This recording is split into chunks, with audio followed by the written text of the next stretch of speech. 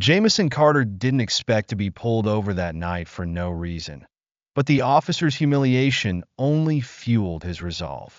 Captain Nathaniel Hayes arrived just in time, changing everything. Jameson's next move shocked everyone, even the seasoned officers. But let's go back to the beginning. It was late evening, and the sky was covered with thick gray clouds.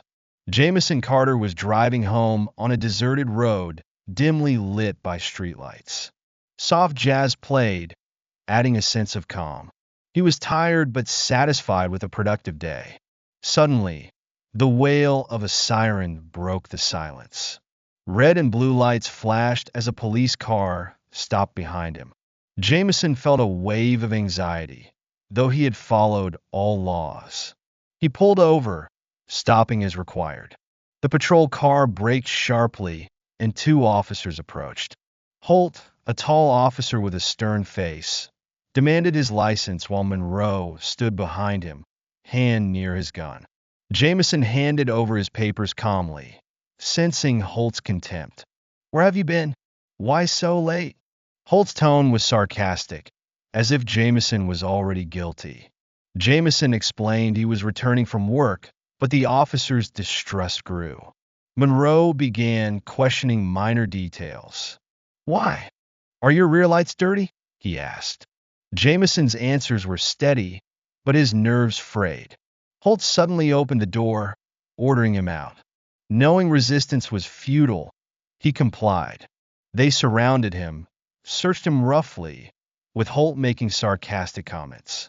Jameson remained calm despite the humiliation, his fingers white from tension. The search yielded nothing, but Holt seemed determined not to let him off easily.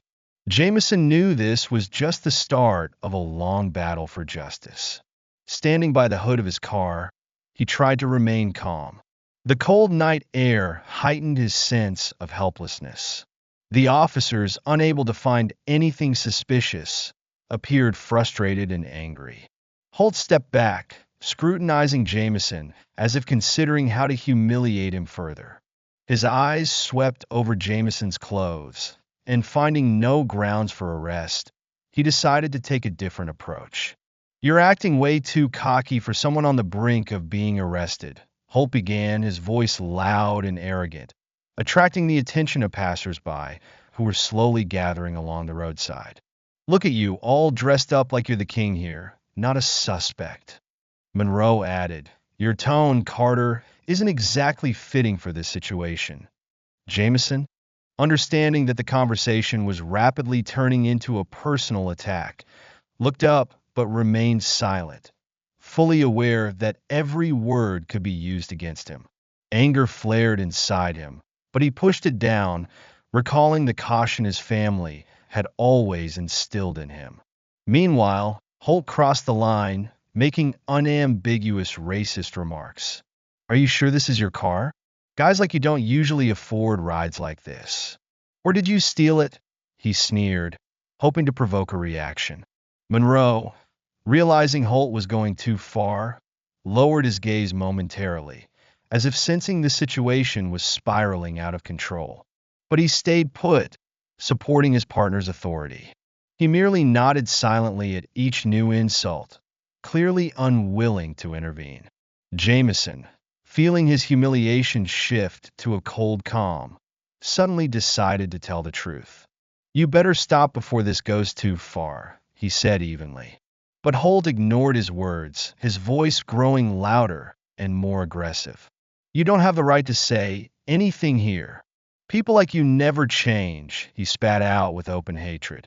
Jameson knew every step was being recorded on the hidden camera he kept in his car, a small but important precaution he always took after previous encounters with the police. He remained silent, a faint smile appearing on his face, barely noticeable, but it was enough to push Holt over the edge. "Are you laughing at me?" the officer shouted, stepping forward and shoving Jameson in the chest. "Think this is all a joke?" "I'm not laughing," Jameson replied calmly, his gaze firm and confident. The slight smile only emphasized his composure. This infuriated Holt even more. Monroe, still wavering, briefly touched his partner's shoulder as if trying to stop him. But Holt shook off his hand and continued his insults, completely unaware that his words and actions were all on camera. Jameson stood his ground, his calm turning into quiet confidence. He knew it wouldn't be long before these men realized the grave mistake they had made by humiliating him that night. The sound of an approaching car cut through the night, just after another of Holt's spiteful comments. The bright headlights of a police car illuminated Jameson's face. He stood there, teeth clenched, ready to push back. He was about to move to finally end this humiliating scene. But then the car door opened, and a tall man in uniform stepped out. Nathaniel Hayes. His gaze was intense and focused, and a golden captain's badge gleamed on his chest. Holt and Monroe, confident in their authority, froze, surprised to see Nathaniel approaching. Holt, maintaining his usual sarcastic bravado, raised his hand in a casual greeting. "Well, I guess we have a new spectator," he sneered. But his smile vanished when Nathaniel raised his hand, signaling silence. "What's happening here?" Nathaniel asked coldly, his voice firm but with a fire of determination in his eyes. Holt hesitated, losing his former confidence under Nathaniel's piercing stare. We're conducting a check," Holt stammered, but his words sounded unconvincing even to him. Nathaniel glanced at Jameson, who stood calmly despite the tense atmosphere. Jameson knew he could handle the situation himself, but Nathaniel's unexpected support was a welcome backup. Besides, this moment could be the beginning of major changes. "A check," Nathaniel repeated, his voice growing harder. "On what grounds?" Holt faltered, realizing that the usual excuses wouldn't work. The tension reached the breaking point like a tight rope ready to snap.